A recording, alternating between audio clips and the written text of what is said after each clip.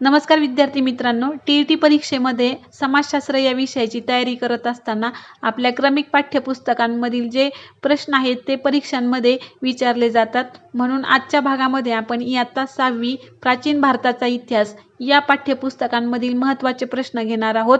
तर मागील व्हिडिओमध्ये आपण याच पाठ्यपुस्तकांमधील एकूण 50 प्रश्नांचा संच घेतलेला आहे आणि आजच्या भागामध्ये त्यापुढील राहिलेले जे प्रश्न आहेत ते घेणार आहोत. म्हणून व्हिडिओ हा शेवटपर्यंत पाहायचा आहे आणि व्हिडिओ आवडल्यास व्हिडिओला लाईक आणि सबस्क्राईब करायचं आहे. तर आजचा पहिला प्रश्न असणार आहे, प्राचीन भारतातील सातवाहन घराण्याची राजधानी कोठे होती? तर पर्याय आहेत नागपूर, नाशिक, पुणे यापैकी नाही. तर या प्रश्नाचं उत्तर असणार आहे पर्याय क्रमांक 4 यापैकी नाही. तर प्राचीन भारतातील सातवाहन घराण्याची राजधानी कोठे होती हे कमेंट करून सांगायचं आहे या प्रश्नाचं उत्तर. कारण प्रश्न आहे, साम्राज्यवाद व वसाहतवादास विरोध करणे हे टिंबटिंब परराष्ट्र धोरणाचे वैशिष्ट्य आहे. तर या प्रश्नाचं उत्तर असणार आहे पर्याय क्रमांक 1 अमेरिकेच्या. तर साम्राज्यवाद व वसाहतवादास विरोध करणे हे अमेरिकेच्या परराष्ट्र धोरणाचे वैशिष्ट्य आहे. चा प्रश्न आहे, लातूर जिल्ह्यातील औसा येथील इतिहासकालीन किल्ला पूर्वी अंबरपूर किंवा आम्रपूर नावाने प्रसिद्ध होता. हा किल्ला बांधण्याचे श्रेय टिंबटिंब यास दिले जाते. तर या प्रश्नाचं उत्तर असणार आहे पर्याय क्रमांक 3 मलिक अंबर. तर मलिक अंबरने हा किल्ला बांधलेला आहे. पुढचा प्रश्न आहे, छत्रपती शिवाजी महाराज यांच्या राजवटीत महाराजांसोबत नसणारा गट ओळखा. या गटांमधील सिद्दी जोहर, शाहिस्ते खान आणि अफजल खान हे छत्रपती शिवाजी महाराजांबरोबर नव्हते. म्हणून हा गट काय आहे? वेगळा आहे. पर्याय क्रमांक 4 हे आपल्या प्रश्नाचं उत्तर असणार आहे. विद्यार्थी मित्रांनो, प्रश्नाचं उत्तर येत असेल तर कमेंट करून सांगायचं आहे. पुढचा प्रश्न आहे, साताऱ्याचा अजिंक्यतारा किल्ल्यास सर्वप्रथम मराठ्याच्या राजधानीचा मान कोणी दिला? तर या प्रश्नाचं उत्तर असणार आहे पर्याय क्रमांक 3 छत्रपती राजारामराजे यांनी साताऱ्याचा अजिंक्यतारा किल्ला सर्वप्रथम मराठ्यांची राजधानी म्हणून मान दिलेला आहे. पुढचा प्रश्न आहे, अकबराच्या महसूल व्यवस्थेचे प्रमुख खालीलपैकी कोण होते? तर अकबराच्या महसूल व्यवस्थेचे प्रमुख हे तोरडमल हे होते. पर्याय क्रमांक 1 या प्रश्नाचं उत्तर आहे. पुढचा प्रश्न आहे, खालीलपैकी कोणी कनौजच्या लढाईत हुमायूनचा पराभव केला व नवी दिल्ली येथील जुना किल्ला बांधला? तर या प्रश्नाचं उत्तर असणार आहे पर्याय क्रमांक 1 शेरशाह सुरी. तर शेरशाह सुरी याने हुमायूनचा पराभव केला आणि दिल्ली येथील जुना किल्ला बांधला. प्रश्न आहे, पानिपतचे पहिले युद्ध कोणामध्ये झाले? तर या प्रश्नाचं उत्तर सगळ्यांनाच येत असणार आहे. तर या प्रश्नाचं उत्तर आहे पर्याय क्रमांक 4 बाबर व इब्राहिम लोदी यांमध्ये पानिपतचे पहिले युद्ध झाले. पुढचा प्रश्न आहे, खालीलपैकी चुकीची जोडी ओळखा. तर यामध्ये पर्याय क्रमांक 3 मध्ये चुकीची जोडी आहे जामा मस्जिद जहांगीर. पुढचा प्रश्न आहे, अकबराने आग्र्याजवळ कोणते नवीन शहर वसविले आहे?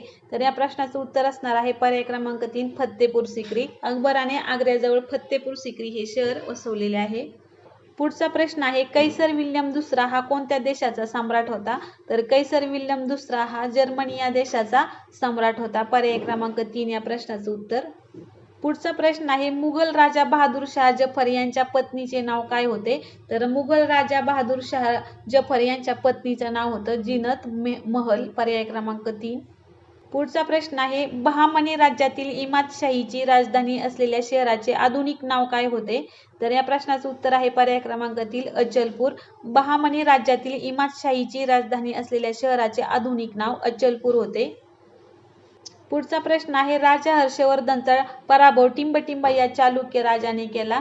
तर राजा हर्षवर्धनचा पराभव दुसरा पुलकेशी या चालुक्य राजाने केला. पर्याय क्रमांक 1 या प्रश्नाचं उत्तर आहे. पुढचा प्रश्न आहे, 1927 ला कर्मवीर भाऊरावांच्या मिश्र वसतिगृहाला कोणी भेट देऊन गुणगौरव केला? तर या प्रश्नाचं उत्तर आहे पर्याय क्रमांक 2 महात्मा गांधी. तर महात्मा गांधी यांनी 1927 ला कर्मवीर भाऊरावांच्या मिश्र वसतिगृहाला भेट देऊन गुणगौरव केला होता. पुढचा प्रश्न आहे, मुघल राजवटीमध्ये खालीलपैकी कोणाला जिंदा पीर म्हणून म्हटले जाते? तर या प्रश्नाचं उत्तर आहे पर्याय क्रमांक 2 औरंगजेब. तर औरंगजेबला मुघल राजवटीमध्ये जिंदा पीर म्हणून ओळखले जाते. पुढचा प्रश्न आहे, चितोड पडले तरी मेवाडच्या अकबरास असलेला विरोध संपुष्टात आला नाही. राणा उदयसिंगच्या मृत्यूनंतर राणा प्रताप सिंगने अकबरास प्रतिकार चालूच ठेवला. अकबराने टिंबटिंब या राजपूत सरदारास राणा प्रतापच्या पारिपत्यासाठी पाठवले. तर या प्रश्नाचं उत्तर असणार आहे पर्याय क्रमांक 1 राजा मानसिंग. तर पुढचा प्रश्न आहे अशोक राजाचा मुख्य प्रधान कोण होता? तर अशोक राजाचा मुख्य प्रधान राधागुप्त हा होता. पर्याय क्रमांक 2 या प्रश्नाचं उत्तर आहे. पुढचा प्रश्न आहे चंद्रगुप्ताने सेल्युकस निकोटर या ग्रीक अधिकाऱ्याचा पराभव केला.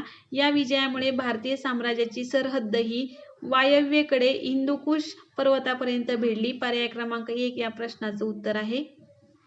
पुढचा प्रश्न आहे सम्राट अशोकाची मुलगी संघमित्रा हिने बोधी वृक्षाची फांदी टिंबटिंब मध्ये अनुराधापूर येथे लावली. तर या प्रश्नाचं उत्तर आहे पर्याय क्रमांक 3 श्रीलंका.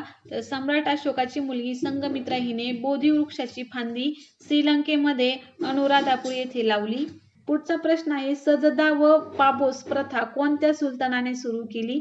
तर सजदा व पाबोस ही प्रथा बलबन या सुलतानाने सुरू केली. पर्याय क्रमांक 1 या प्रश्नाचं उत्तर आहे.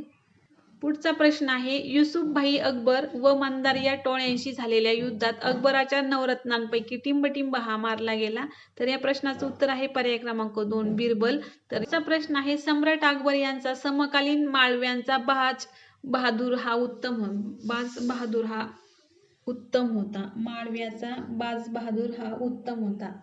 पुढचा प्रश्न आहे सम्राट अकबर यांचा समकालीन माळव्यांचा बाज बहादूर हा उत्तम होता.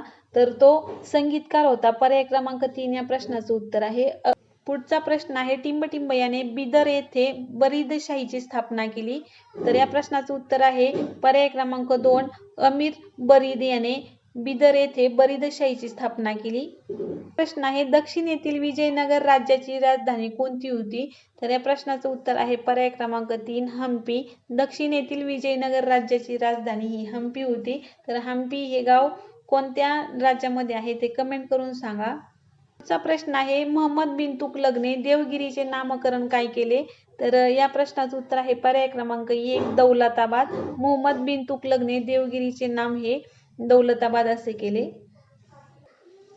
तर विद्यार्थी मित्रांनो अशा पद्धतीने आज आपण इयत्ता 6वी इतिहास या पुस्तकांमधले एकूण 77 प्रश्न हे पाहिलेले आहेत.